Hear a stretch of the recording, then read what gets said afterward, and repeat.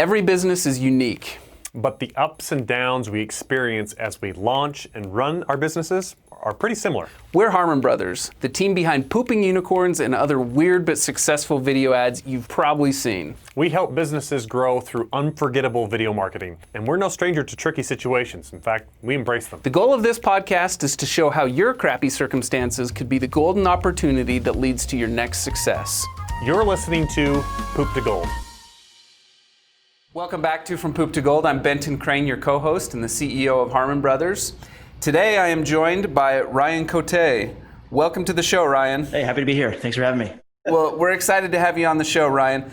Tell us, what is your business? So I work, it's called Ballantine. We're a family-owned digital marketing and direct mail marketing company. The company was actually started in the mid-'60s by my great uncle. Fast forward to today, myself, my two brothers, and my uncle are partners in the agency. Cousin works there. We've got about 18 people overall. But yeah, we do direct mail and digital marketing. We go back to the 60s. So did it start as direct mail in the 60s? It started out actually as print and ship work. So you're in an office, you need sell sheets created and printed. We would print it and ship it to your office. The direct mail part of it, the what's called letter shop or mail house, that came in the 80s, I think. I might be messing that up, but it was print and ship, direct mail, creative, and then digital is the latest. The digital is really like a startup within the bigger established business. It's only like 5 years old. Right. So you guys have been reinventing yourselves in the last 5 years on the digital side. Yeah, we still do a ton of direct mail, so that is still a major part of our business. But yes, we have a whole team now in-house for digital to try to, Ballantine, I guess 2.0 or whatever you want to call it. One of my friends and one of our clients, Russell Brunson of ClickFunnels, he's kind of one of the OGs of direct response marketing online, and he learned everything that he knows kind of back in the direct mail world. I was talking to him the other day, and he told me that direct mail is having a kind of a renaissance, where people are finally embracing digital to the point where they're kind of leaving direct mail, and it's creating some amazing opportunities and really affordable reach in direct mail. Have you seen something similar to that? 2019 was a fantastic year. But yeah, you're right. There's less competition in the mailbox. Even a lot of our digital clients. So on the direct mail side, it's very large companies. On the digital side, it's small businesses, contractors, manufacturers. That's the way we've set things up. And even on the small business side, we're getting more and more requests to do postcards. They're doing everything digitally, and they want that additional touch point, get in the mail. There's less mail to compete with. And so we're even seeing it on the small business side, hey, can you quote us on a postcard or what have you? So yeah, I would agree with what Russell is saying. Yeah, to that point of, the postcards and stuff, he explained that way back in the day, direct mail used to be kind of a top of funnel strategy. But now he uses digital as his top of funnel, and then he uses direct mail further down in the funnel where it's like aimed at the high value leads.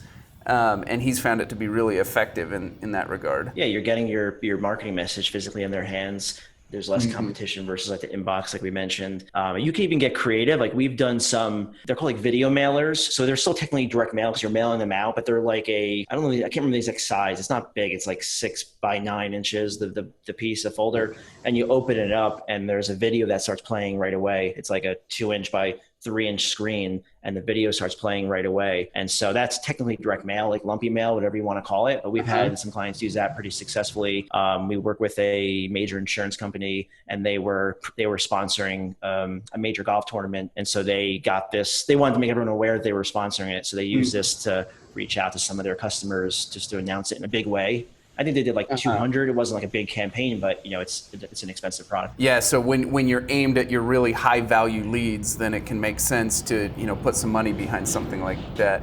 How customizable can those get? Is that the type of thing that you can customize the video message to the very lead that's receiving it, or is it more the whole group of 200 leads will receive the same video? The latter. Yeah, they would get the same. They got the same video. That is a good idea, though. We should look into that. Very cool. So let's talk a little bit about the family nature of your business. So this is Harmon Brothers. There are actually 6 Harmon Brothers, and 4 of them are partners here at the agency.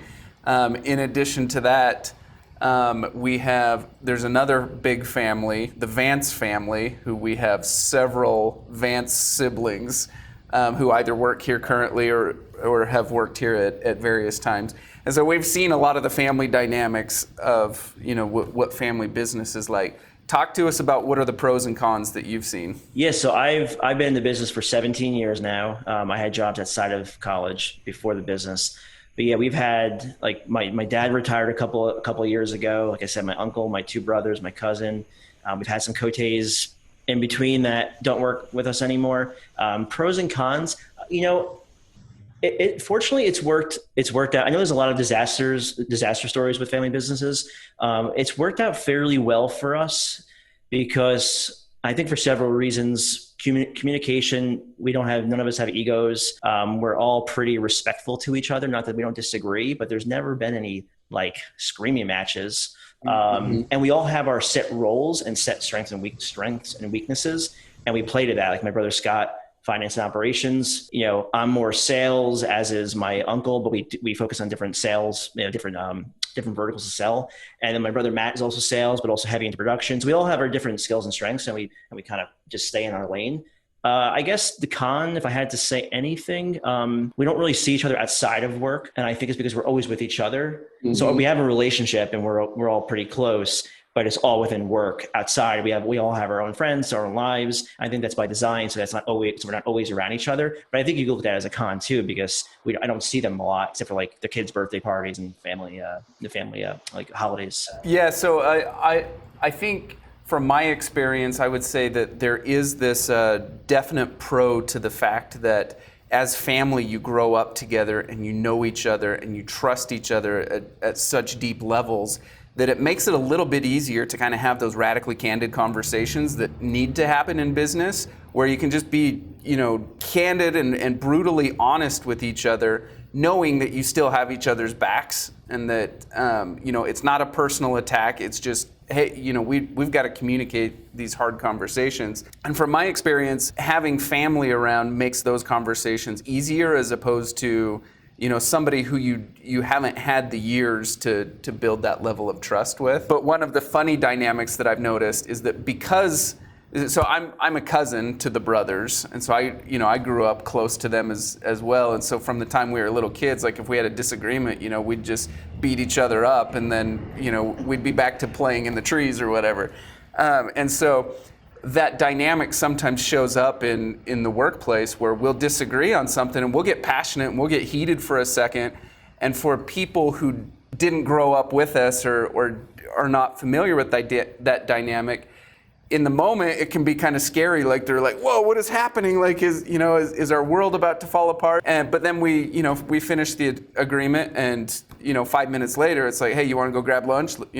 And it's all just water under the bridge, and from the outside looking in, sometimes that shocks people. I don't know if you guys have experienced any of that type of dynamic. Yeah, I mean, honestly, I think if I could be totally honest, I think that's one area we could do better in.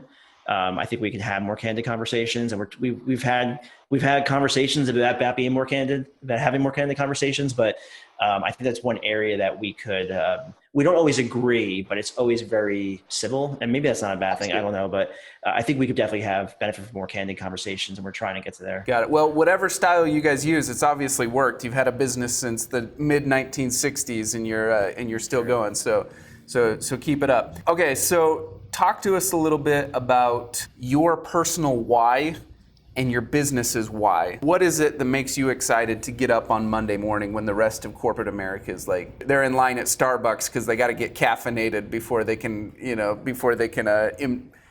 handle what's coming? Yeah, I love that question. I'm a big personal development nut. So I've got my own morning routine. I'm always trying to work on myself and grow, and it's something that I thoroughly enjoy. And I've always been that way, even going back to college, I think, or even high school. I can remember the books I was reading wasn't like your normal books. And I think that's carried into Ballantine as well. Like I'm always trying to help the team with personal development. So that's part of my why, trying to help them.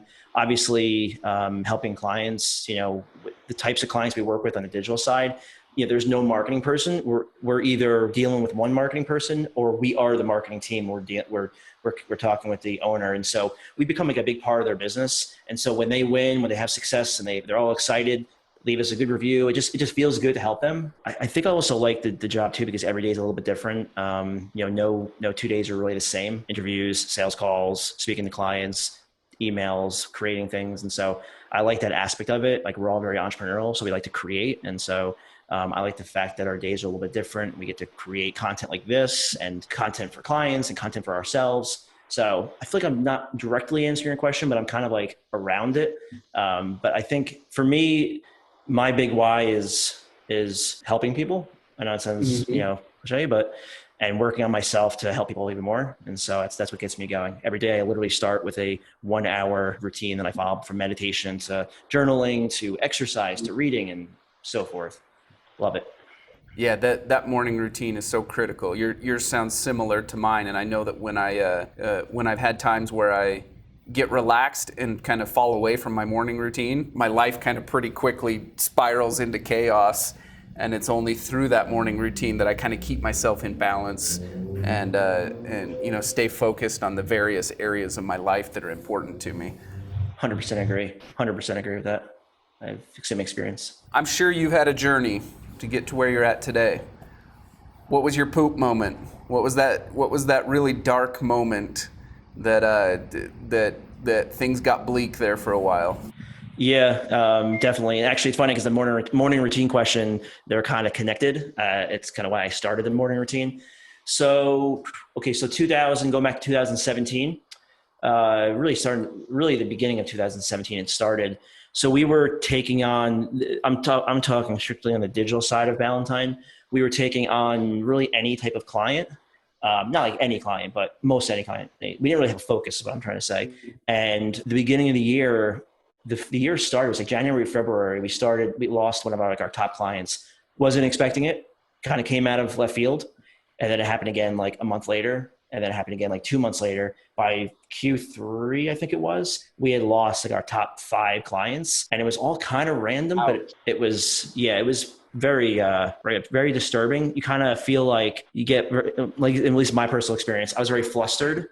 And I was like, what's going on here? It didn't make a lot of sense. There was no real clear connection between all 5. And it was very difficult. We fortunately didn't have to lay anyone off, because the benefit we have is the direct mail side was doing so well. It was kind of floating the digital for a while and making up for those big losses. But we didn't have to lay anyone off, but we met a bunch of times, like what the heck is going on here? And so we did 2 things. First thing we did was we got very clear on who we work with best. And that's where the manufacturers and the contractors, we had some manufacturing and contractor clients. We were doing very well for them. They were happy. We liked working with them. It was fulfilling work. And so we said, let's focus on those 2 segments, unless we get like a referral, of course, then, but in terms of our effort, let's focus on those 2 niches. And then I started working on myself. I got kind of crazy. I stopped eating red meat, no sausage, no bacon, no red meat. Why? Because I watched a documentary and it kind of made sense. And I was like, just kind of, I guess, grabbing at straws. I wanted to try to elevate myself as much as possible. So I stopped eating red meat. I started boxing, not like fighting people, but like fitness boxing. Yeah, the workout guy. Yeah, exactly. It's nice. Like after a day of work to go hit the heavy bag, it felt very good. And then I started doing my morning routine. That's why I read The Miracle Morning, and I was like, man, this makes sense. I should really start doing this. And so I tied all those three things in together.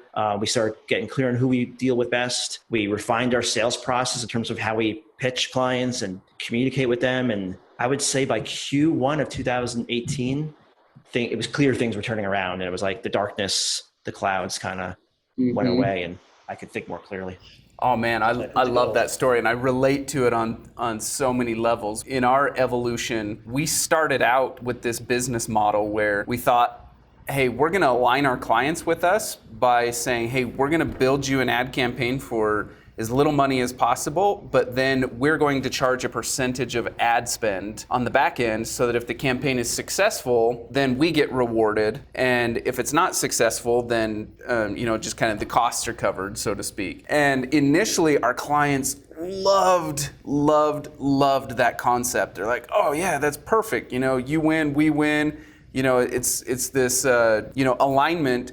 But what happened in practice was the more successful a campaign was, the more that ad spend fee on the back end just pissed off our clients. And so we went through this hard, painful experience of like driving wild success for our clients, but then having them pissed at us all the time. And in some cases, we even had a few relationships kind of ruined because that wedge was just driven between us. And so we had to kind of reinvent our business model, and that was a really, really hard, painful process to go through. And similar to you, that's kind of when it forced me to be really introspective and get better about my morning routine and get more balance in my life around fitness and family and faith and all these other things that matter to me. So, man, I love your story. Thanks for sharing that. Yeah, thanks for sharing your story too. It's the agency world, I suppose, right? Right. You said you've been in this for 17 years. What are the 3 things you wish you would have known on day one? I wish I had known to be more deliberate about building relationships, building connections, not to be so shy and avoid networking events and not be afraid to meet people. And I wish I had known how important personal development is, because I was going to need it. When I started at Ballantine, I was the director of marketing. I was only one person, so but director of marketing, and then fast forward to building out the digital team. Now I had people, and I wish I'd known how important leadership was and working on myself and learning those things. So that's definitely very pivotal right now, because we have a whole team, and just I'm used to it now, but in the beginning it was very difficult. I wasn't used to having coming to the office and having people on my team like, oh, hey, what's up, guys? Third thing is I'm struggling to think of a third one.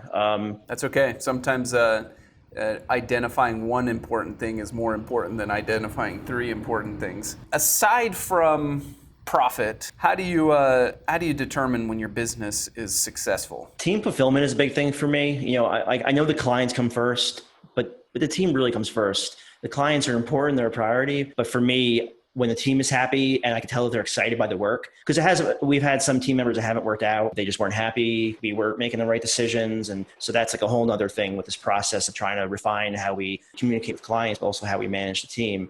And so for me, when I see that the team is happy, they're producing good work, they're very engaged, they're all working together, that kind of gets me going. I would say that's a big thing. Obviously, clients happy, we getting Google reviews and seeing that come across, retaining clients for a long time. Those are important, but I think it really does start with the team, because if the team's happy, they're going to do good work. The clients are going to be happy. We're going to retain them. So that's been a big focus. Like we do when we were in the office, we would do monthly lunches, birthday breakfasts, things just to get everyone together. We have all stand-up desks where everyone can collaborate. We do monthly professional training for the team. And so just like trying to invest in them. And I would say that's the biggest thing. Yeah, it's huge. Okay. In the world of marketing, give our listeners an insider's tip. What's a strategy or a tactic that you're seeing really successful today? So we're very big into content, like blogging. I know that sounds like so like 2010, but we're seeing blogging come back. A lot of our content's ranking in Google. It's with Google Discover, it's becoming more important. Google's ranking a lot more content because it answers questions, and so it's a good piece of content for Google to rank. And so we're seeing a resurgence in our blogging strategy. So one thing that we like to do is we'll post a lot of content, and then we'll see what content's ranking very well, and then we'll double down on that content, add video to it, add images to it, add more content to it. And typically, when you give Google more of what it already likes, it does well. So I guess my biggest tip for your listeners is don't feel like you always have to create new content. Go back to old content, see what's doing well, and then make it even better. And usually your organic goes up from that. How can our listeners stay in touch with you? Yeah, definitely connect with me on LinkedIn, Ryan Cote, Cote. You can go to ballantine.com if you want to learn more about us. That's spelled like the beer or the whiskey. It's no relationship. Ballantine.com, and then LinkedIn for sure. Ryan, thanks for coming on the show today. It's been fun to get to know you, and of course for our listeners, if you heard Ryan say something that caught your attention, make sure to follow him and learn more about what he's all about. And of course, as always, for our listeners, if you want to know more about Harmon Brothers and what we do, check out our website, harmonbrothers.com. And otherwise, just make sure to like, share, and subscribe, and we'll see you on the next episode. At Harmon Brothers, we're known for what we call our hero campaigns. These are big nationwide campaigns for brands like Squatty Potty, Poopery, Purple Mattresses, Lumi Deodorant, and many others. What makes these campaigns special is that they've helped scale those businesses by tens of millions of dollars each. Now, companies reach out to us on a regular basis wanting a hero campaign. They want that type of growth, they want that type of branding, and they want that type of awareness. But the simple reality is, most businesses and entrepreneurs aren't yet quite ready for that level of growth. So we've built what we call a hero incubator that is designed to help entrepreneurs and companies prepare for a hero campaign and to be ready for the type of growth that they're looking for. The Hero Incubator starts with a marketing audit. We offer these marketing audits for free, and you can apply for one at harmonbrothers.com/audit.